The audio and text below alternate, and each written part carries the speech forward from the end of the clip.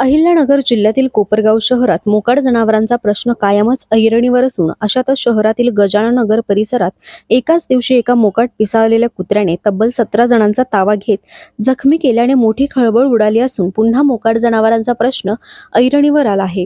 सदरची घटना मंगळवार दिनांक 15 एप्रिल रोजी घडली आहे।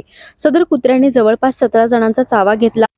यात माजी नगराध्यक्ष राजेंद्र सोनवणे यांच्यासह 7 ते 8 लहान मुलांचाही समावेश आहे। दरम्यान परिसरातील नागरिकांनी सदर कुत्र्याचा शोध घेतला असता ते त्याच परिसरात मयत अवस्थेत आढळून आले आहे। दरम्यान कुत्र्याने चावा घेतलेल्या नागरिकांनी ग्रामीण रुग्णालयात उपचार करून घेत लसीकरण केले। मात्र कुत्रे पिसाळलेले असल्याने पुढील लसीकरणासाठी त्यांना अहिल्यानगर येथील सिव्हिल हॉस्पिटलमध्ये रेफर करण्यात आले होते। सदरची गोष्ट संजीवनी उद्योग समूहाचे अध्यक्ष बिपिनदादा कोल्हे यांना समजली असता त्यांनी तात्काळ त्या सर्वांना लस घेण्यासाठी कोपरगाव येथून अहिल्यानगर येथील सिव्हिल हॉस्पिटलमध्ये जाण्यासाठी मोफत वाहनाची व्यवस्था उपलब्ध करून दिली होती। याबाबत नागरिकांनी आभार व्यक्त केले आहे। कोपरगाव शहरात मोकाट जनावरांचा प्रश्न का कायमच ऐरणीवर असून मोकाट जनावरांच्या हल्ल्यात आतापर्यंत असंख्य नागरिक गंभीर जखमी झाले आहे।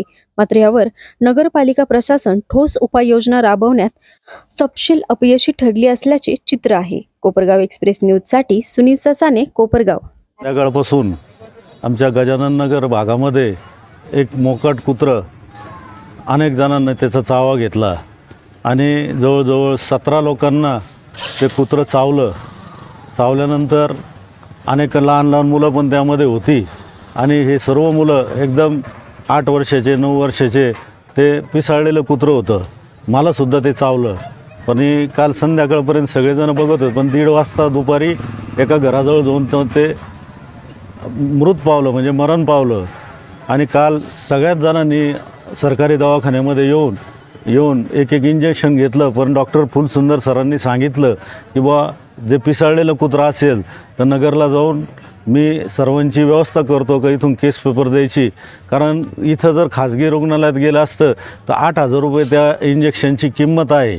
आणि जर आमच्या इकडचे सर्व गोरगरीब लोक आहे त्या लोकांना ते परवडण्यासारखं नाही। फुलसुंदर सरांनी सहकार्य केलं आणि विशेष म्हणजे आमचे सर्वांचे नेते आदरणीय बिपिनदादांना जेव्हा मी कानावर घातलं की बा असं झालेलं आहे, त्यांनी नगरच्या सिव्हिल हॉस्पिटलला डॉक्टर घुगे साहेबांना फोन करून सांगितलं की बा आमचे 17 एक लोक आहे त्यांना कुत्र्याने दंश केलेला आहे। त्यांनी सांगितलं की तुम्ही या, मी सर्व व्यवस्था करून ठेवतो।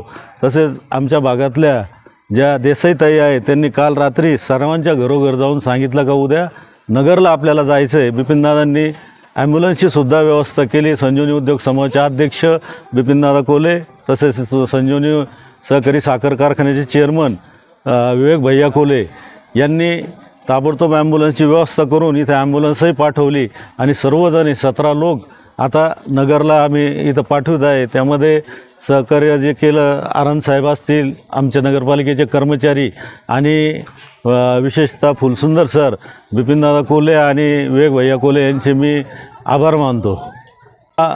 पालिकेला तर आम्ही आता इथून जाणारच आहोत का शिवसाहेबसुद्धा इथं आलेले आहेत, ते दवाखान्यात दुसऱ्या कामाच्या निमित्ताने आले। त्यांनाही मी फोनवरून सांगितलं का जनावरांची संख्या इतकी झालेली आहे का प्रत्येक रोडवर गेल्यानंतर लहान लहान मुलांनाही ते मारतात, हे करतात आणि कुत्र्यांची संख्या खूप झालेली।